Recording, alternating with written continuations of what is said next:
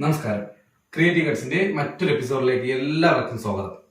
നിങ്ങൾ തന്ന സപ്പോർട്ടുകളാണ് എന്റെ വിജയം. ഇനിയും ഒരുപാട് സപ്പോർട്ട് ചെയ്യുക. ഇന്ന് നമ്മൾ ഓൾഡ് ഈസ് ഗോൾഡ് സീരീസിലെ 4ാമത്തെ ഒരു മൂവിയാണ് സജഷൻ വരുന്നത്. ഈ മൂവി എന്ന് പറയുമ്പോൾ 2001 അന്നത്തെ ചോക്ലേറ്റ് നായകൻ എന്ന് പറഞ്ഞിരുന്ന കുഞ്ചാക്കോ ബോബൻ നായകനായ സിനിമയെ കുറിച്ചാണ് നമ്മൾ പറയുന്നത്. സിനിമയുടെ പേര് നരേന്ദ്രൻ മകൻ ജയകാന്തൻ ബക. ഈ ഇതിൽ കുറെ ആൾക്കാർ കാണാത്തവരുണ്ടാവും. ഈ പടം അത്രയ്ക്ക് വലിയൊരു വിജയം നല്ലായിരുന്നു.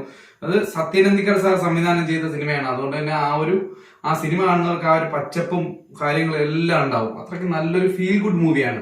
ഇതില് മെയിൻ ആയിട്ട് പറയാനുള്ളത് തമിഴ് നടി, തെന്നിന്ത്യൻ നടി അസിന്റെ ആദ്യത്തെ സിനിമയാണ് നരേന്ദ്രൻ മകൻ ജയകാന്തൻ ബക. എന്നാൽ അത് ഹീറോയിൻ എന്ന് പറയുമ്പോൾ ഈ സിനിമയിൽ സംയുക്ത വർമ്മയാണ് ഹീറോയിനായിട്ട് വരുന്നത്.